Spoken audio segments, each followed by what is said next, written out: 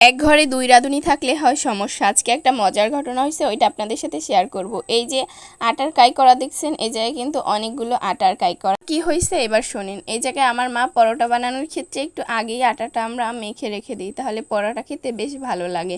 আমার মা কি করছে, সে আটা গুলে অন্য জায়গায় ঢেকে রেখে দিয়েছে কিছুক্ষণের জন্য। তো আমি কি করছি, সকালবেলা উঠে নাস্তা বানাইতে গেছি, আমি আর দেখি নাই, আমি নিজেও আবার আটা গুলছি, যে গুলে রেখে দিই একটু পরে বানাবো। পরে দেখি যে আমার মাও গুলে রেখে দিয়েছে।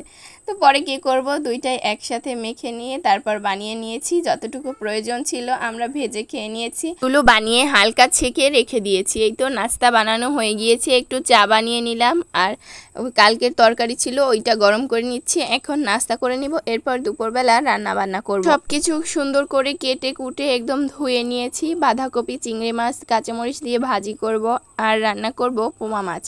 এই পোয়া মাছ বা পোয়া মাছ এটা খেতে বেশ মজাই লাগে। অনেকের কাছে এটা ভালো লাগে না, আবার আমার কাছে ভালো লাগে।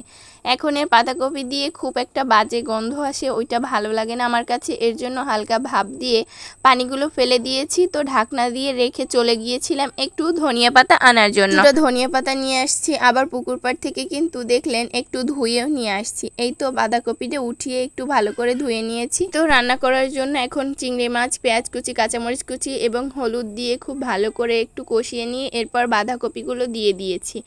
এরপর অল্প একটু ধনিয়া পাতা দিয়ে এই তো এখন আমি নামিয়ে নিব। আমার রান্না হয়ে গিয়েছে। চিংড়ি মাছ দিয়ে এভাবে বাঁধাকপি ভাজি করলে ধনিয়া পাতা দিয়ে বেশ ভালোই লাগে। ধনিয়া পাতা না দিলে একটু বাজে স্মেল আসে। এই কফি জাতীয় জিনিসগুলো আমার কাছে একটু খেতে ভালো লাগে না। এই যে শালগম কপি বলেন, ফুলকপি, এগুলো তো শীতের সবজি, অনেকের পছন্দ, তবে আমার তেমন একটা পছন্দ না।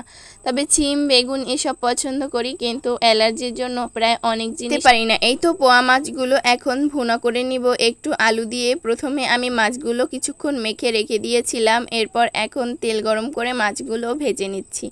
অনেকে কাঁচা হাতে মেখেও রান্না করে, তবে আমরা কোনো মাছই না ভেজে রান্না করতে পারি না। মাছ না ভেজে রান্না করলে একটু খেতে পারি না, কেমন জানি কাঁচা কাঁচা গন্ধ আসে।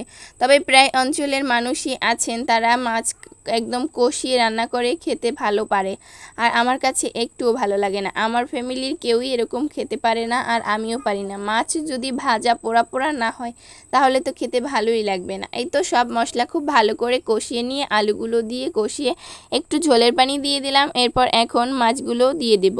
আমার ভয় যে প্রচুর পরিমাণে কথার আওয়াজ আসতে পারে। আমার পণ্ডিত মশাই এখনও ঘুমায়নি। আমার আব্বাজান খুব কথা বলে, তার কথাগুলো এই ভয়ে যে উঠে যাচ্ছে। আর আমার মায়ের জন্য অনেকগুলো রুটি বানিয়ে ফ্রোজেন করে রাখবো। এই তো অনেকগুলো রুটি বানিয়ে নিয়েছি। এই রুটিগুলো এখন হালকা ছেঁকে রেখে দিব। এই সুন্দর নকশি কাঁথাগুলো কার কার ভালো লাগে, কি সুন্দর হাতের কাজ, তাই না? আজকে এতটুকুই, আল্লাহ হাফেজ।